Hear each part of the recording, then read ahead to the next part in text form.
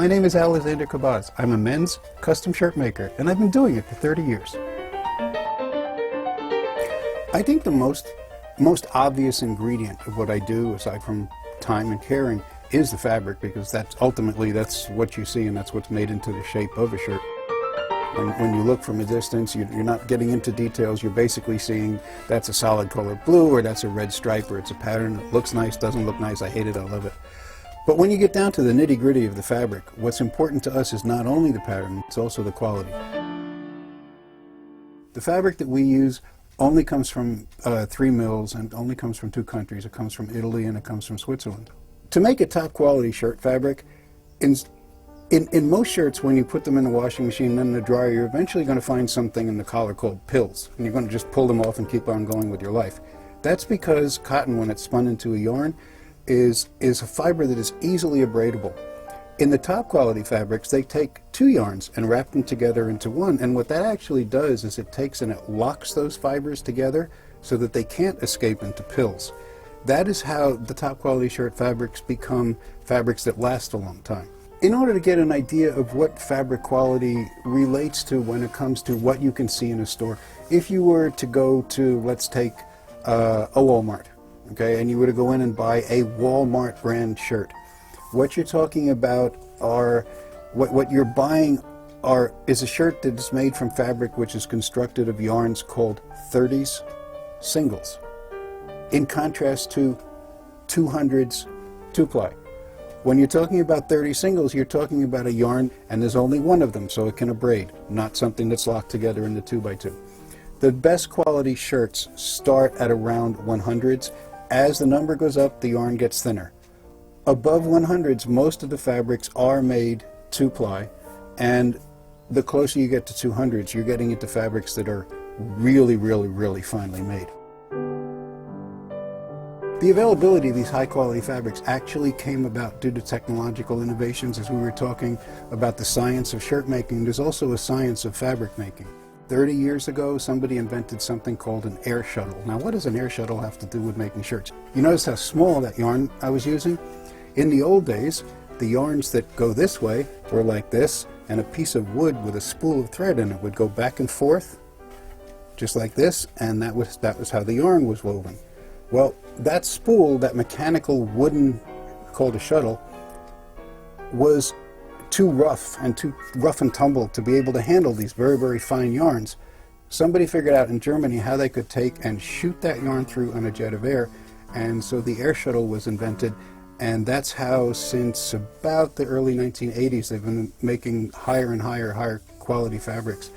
If I could describe what it's like to sew this, it's like sewing melted butter as it runs down a stream. It's kind of slippery and it slides all over, but once you get to put it on, it's fabric. The predominant fabric used in men's shirts and women's blouses is cotton. Cotton has greater longevity, more ease of washing, does not have to be dry cleaned. It breathes a lot better than silk. Of course, in the summertime, we tend to do a lot of linens. We have blends of cotton and linen. And then we have some fabrics that are meant to be more of a formal evening wear type thing, where we'll want to use a silk just because of the shine. How the color gets in there is actually, in the top quality fabrics, it's very different. In less expensive shirts, most of what you'll get in a store are prints. Okay? And the way that is done is just like your ordinary silk screen that your child might do in high school. They take and they print the stripe onto a fabric. In the top quality fabrics, they're what are called yarn dyes. In other words, when the fabric is made, the yarn is already colored. So the way they're woven is that you'll have 100 yarns of white and then 3 yarns of red, and then 100 yards of white and 3 yarns of red, and so when it's all finished, you have a red stripe. How the fabric feels is the first thing anybody who's going to wear it realizes, is how does it feel.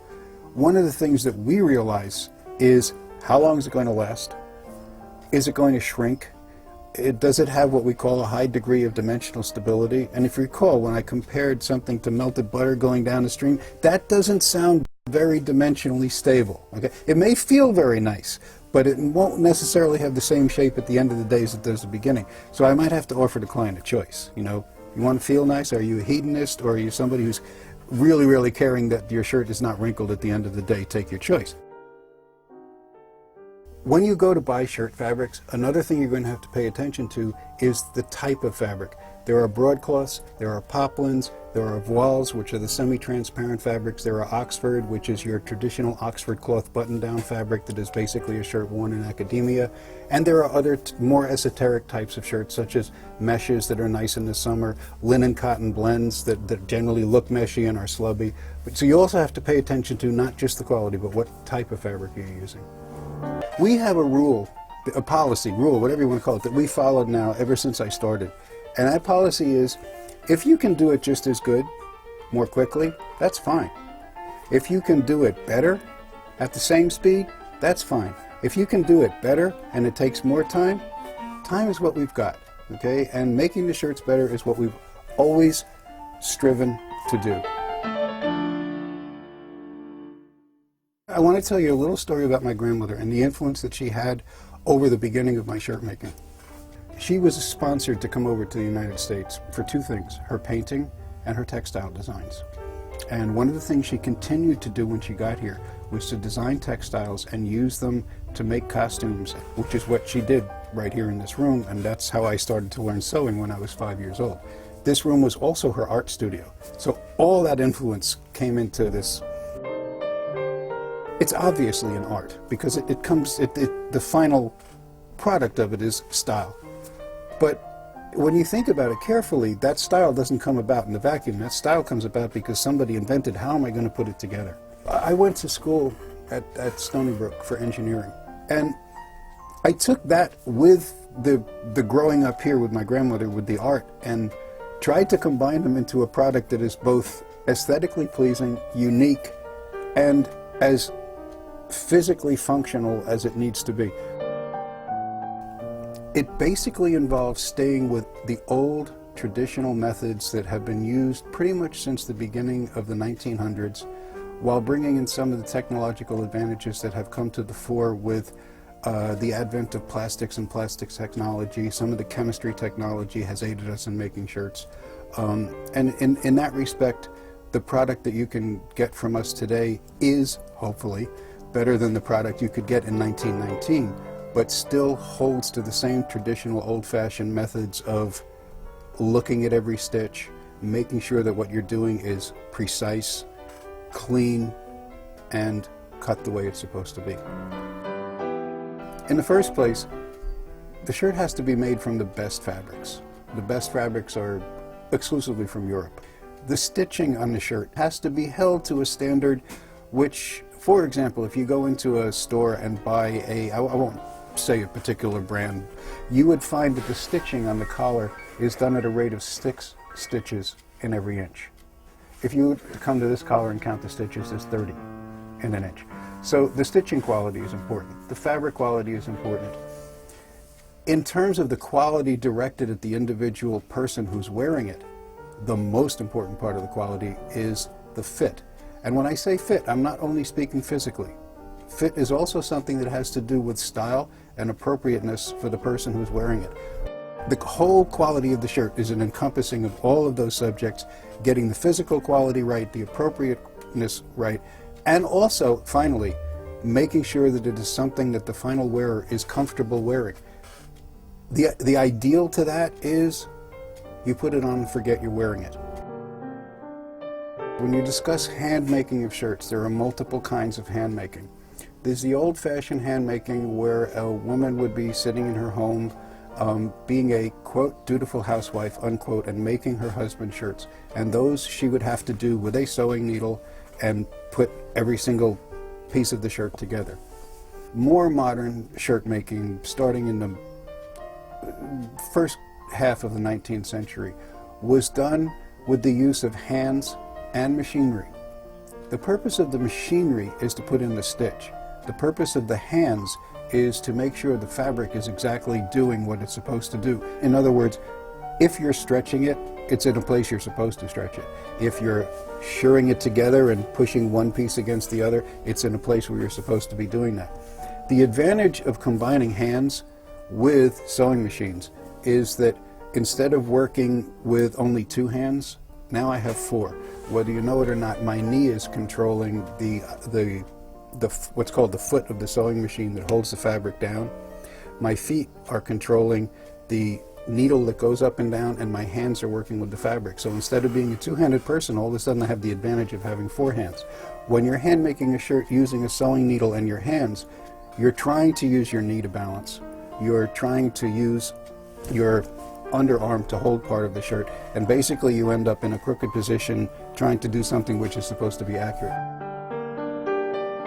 If you go to Walmart and buy a shirt, and that shirt was made in an up-and-coming third world country, the approximate time to make that shirt is somewhere between 6 and 8 minutes. They're done in a robotic fashion on an assembly line which requires 52 people. In the way we do it, one person does everything. I cut them all, and my partner sews them all. That way, I'm 100% responsible for what I gave to him, and he's 100% responsible for what he gives back to me.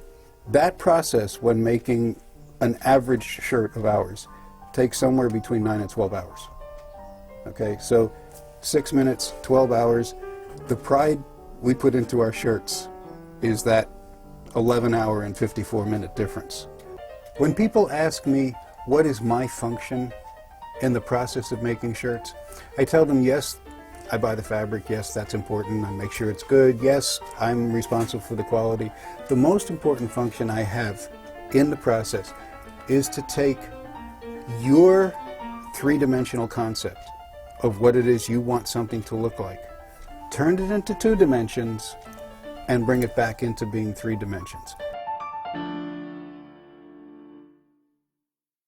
The process of making a shirt is not that complicated.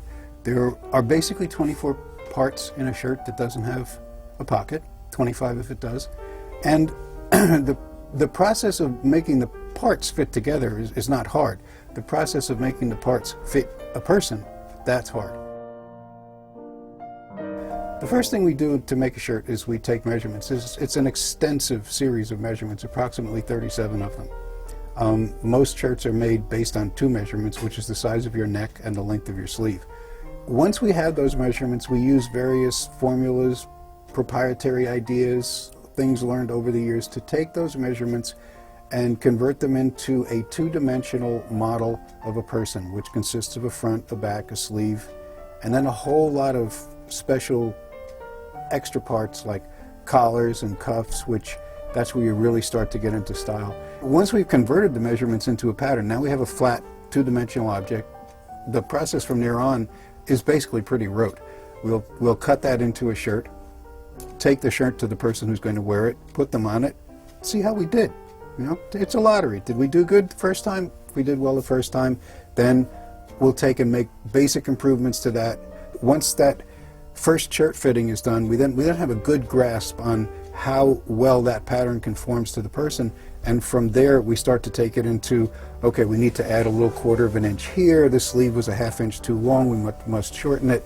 That process usually takes anywhere from 2 weeks to 2 or 3 months, depending on whether the person is available for their fittings. When we're taking those initial measurements, part of what we're doing basically to take the measurements, but also to get the client to relax, is we're talking to them as we're measuring them. We're trying to get an idea out of them of quite a number of things. What do you do? In what situations are these shirts going to be worn? Are they for casual wearing on the boat on the weekend, or are you going to wear them to argue before the Supreme Court? It makes kind of a difference in how we make them. Then we get into the more specific areas of, do you want to wear cufflinks? Do you want your cuffs to button? Do you want your collar to button down? Or do you want your collar to be more of a dress collar? I'm often asked, well, how many collars do you offer the person? We counted once, and we had 5,200 collars when we went through all the clients' patterns. There is no specific number of collars we offer. I'll usually start with a ballpark and say, well, look at mine. Do you want yours more spread apart or closer together? Longer, higher, wider, stiffer, softer? Once we've taken the customer, client through the measurements, made the pattern, then we take those pattern parts and cut out the test shirt. Now they go over to Antonio, who's going to make them into a shirt, and the very first thing he's going to do is, in the center of a shirt, the center of a shirt either has a placket or it's a plain center, but that has to be folded under so that there's no raw edges of fabric. Then the steps in a very, very quick order are we take these two yokes and attach them to the back, and we attach the fronts to the front of the two yokes. Now you have a basic body which has no sleeves. The next thing that happens is the sleeves get attached, and then there's a long seam that runs all the way from here all the way down to the hem of the shirt. That seam gets what's called closed, and now you have a basic shirt body with no collars, cuffs, or hem. The next thing that's done as a side process is that the collar and cuffs are made as units on their own. Once all that is done, we have a shirt that you really couldn't wear because it has no buttons or buttonholes, and that means I'm done with my cutting part, Antonio or I are done with our sewing parts, and it's gone back usually to me to make the buttonholes in the shirt, and then it goes over to Monica who sews on the buttons. Now we have a complete shirt. My name is Alexander Kabbaz. I'm a men's custom shirt maker, and I've been doing it for 30 years. When you look at a shirt, the first thing you see is the fabric, the second thing you see is the fit. As far as I'm concerned, the most important thing is the fit, because you can always change the fabric. So I cut it, Antonio made it, I put the buttonholes in, Monica sewed the buttons on the shirt, and now we've got a finished shirt. Of course, we've got to wash it, we've got to iron it, now we put it on a hanger. And the client comes back. We've got this wonderful masterpiece that's the very, very first crack off his pattern. Hopefully the sleeves will be longer than this. Sometimes they're not. So now we put the shirt on the client. Very first thing I'm going to say to the client is, are you uncomfortable? Is there some place where you feel this shirt? Hopefully the answer is, what shirt? That would be a good answer. Most of the clients say, no, it seems to feel very good. And so far we've done this without letting them anywhere near a mirror. Heaven forbid they should see the shirt. Then we take them over to a mirror and we say, okay, let's test a few things. How high is it under your armhole? The sign of a good fitting shirt is that it's high under your armhole. And that's because when you put the jacket on, if the armhole is down here, then your jacket sleeve is going to do that to it. We don't want that. That would be a bad thing. Okay? So we're trying to cut this as high as possible. That's the first thing, is that we're going to start to find out, is the client comfortable? And if they're comfortable, now let's start to work on the esoterics of the shirt. If you notice here, this part of the shirt is basically pretty flat. Well, it not necessarily would be on the client the first time. It might have this wrinkle that you can see developing here, because if you notice my shoulder has sloped down. In order for that shirt to come back to right, either my shoulder has to go back up, or if the client's shoulder is down there, I've got to remake the shirt here to take this wrinkle out. Once I've done and taken a look at what I consider to be the important aspects of fit, are the sleeves long enough?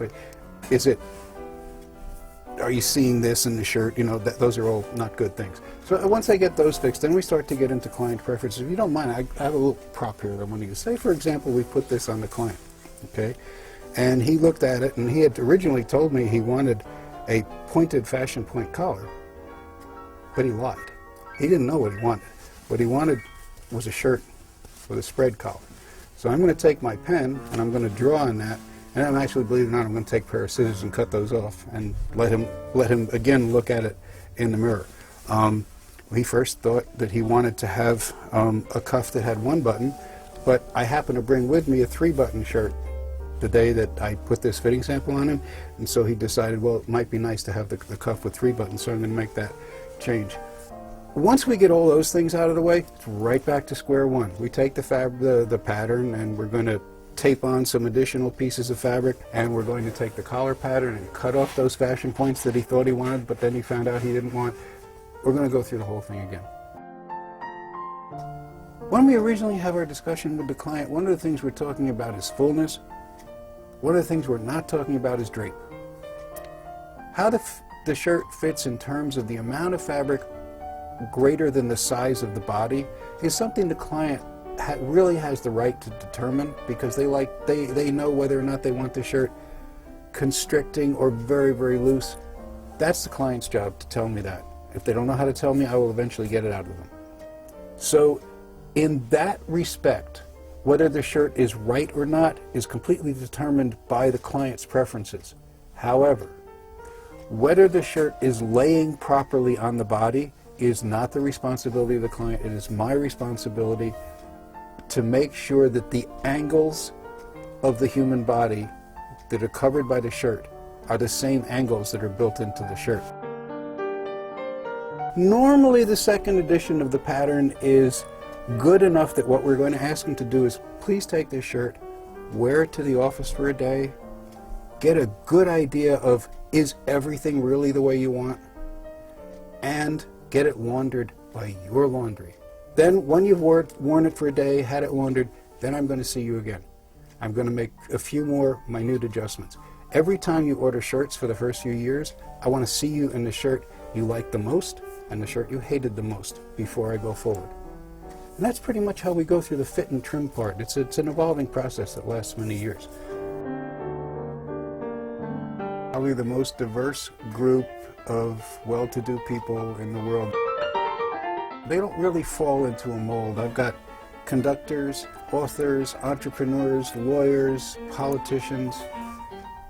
Over the years, what I've learned about the universal thing that connects them together is they do care about how they look. They do care about what they wear. They also want a relationship in which they have a lot of trust.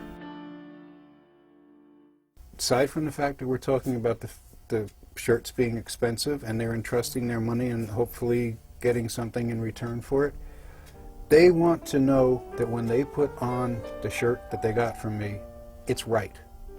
Nothing else matters, okay? It's right in the judgment of the people that look at it. It's right in the judgment of the person who is wearing it. For Leonard Bernstein, that meant that the collar he was wearing when he conducted had to be constructed of fabric and a very, very thick layer of plastic.